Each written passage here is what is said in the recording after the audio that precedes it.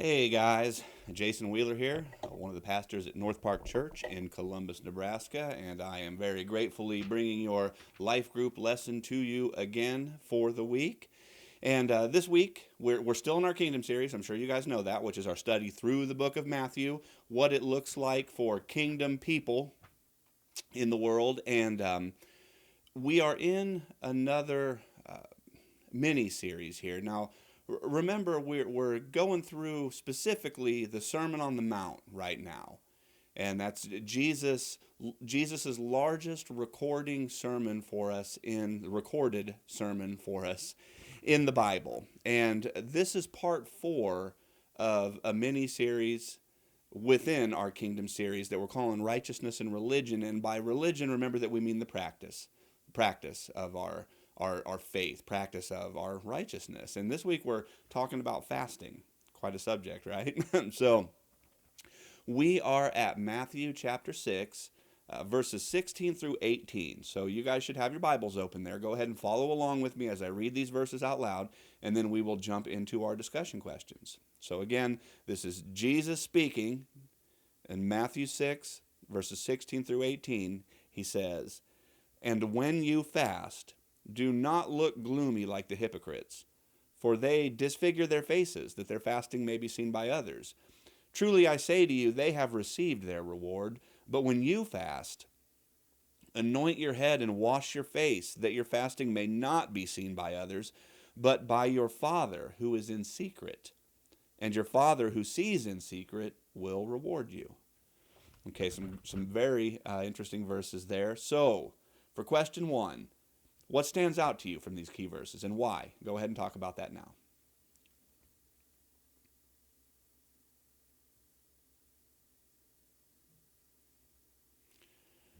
Okay, and for question 2, there's a lot in there that you could have spoken about, but clearly we're talking about fasting, which is a subject that really doesn't get a whole lot of coverage these days, does it? So, on that note, how have you handled fasting in your life?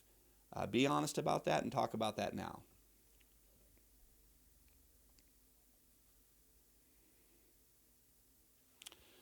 Okay, so moving on to question 3 here.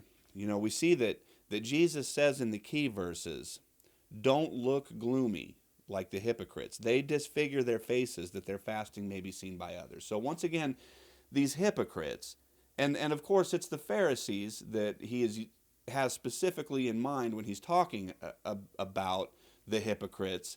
However, we can have the same heart if we're not careful as those Pharisees, can't we? So what he's really referring to there is wanting to be seen by people, wanting to be noticed by people. These hypocrites are making sure that they look downtrodden, they look beat up, they look like they're about to faint, they look gloomy, they disfigure their faces to make sure everybody knows that they're having a hard time, so they can then let everybody know that they're fasting. They're so spiritual.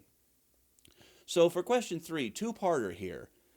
How have you gotten caught up in what people think?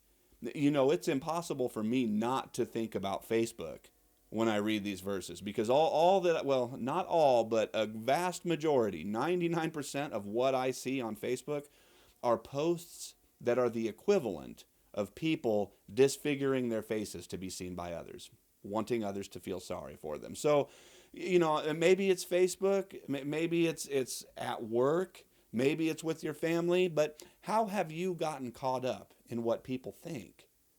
And what does that look like in your life? And then for part B, how does that sort of behavior make one a hypocrite? And remember that word hypocrite is one that puts on a mask, one that looks different than what's really going on in their heart. So go ahead and pray about that. Be willing to be honest and talk about that now.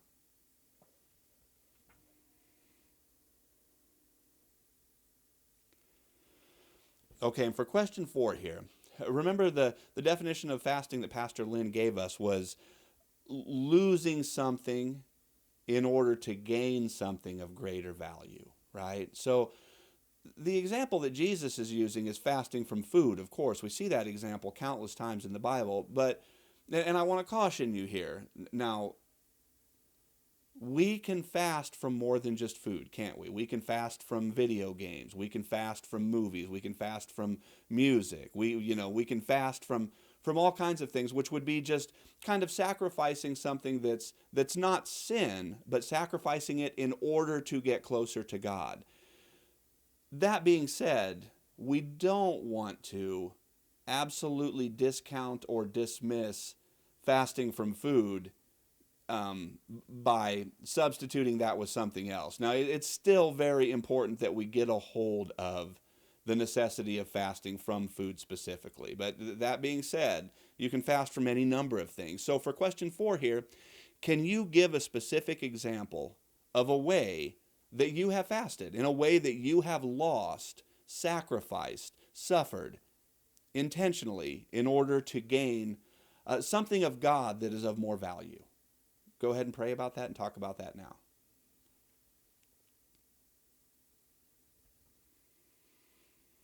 Okay, and for question 5, remember I just talked about not being dismissive of fasting. Don't be dismissive of fasting in general, but don't be dismissive of Jesus' assumption that we're going to fast from food, and the example that we see of that all throughout the Bible. So for question 5, what is the problem of being dismissive of fasting? Go ahead and talk about that now.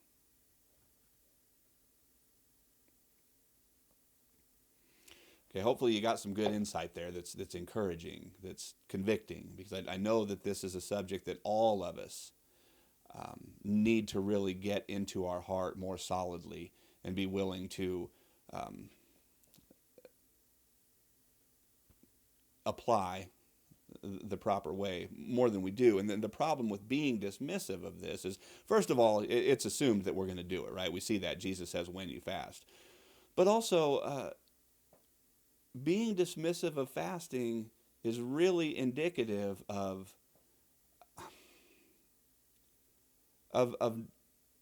not being aware of our weakness and need for help, being far too sure of our own strength and ability and leaning on that, which is, as I'm sure you know, the wrong thing to do. Remember, Pastor Lynn talked about how fasting gives our prayer power.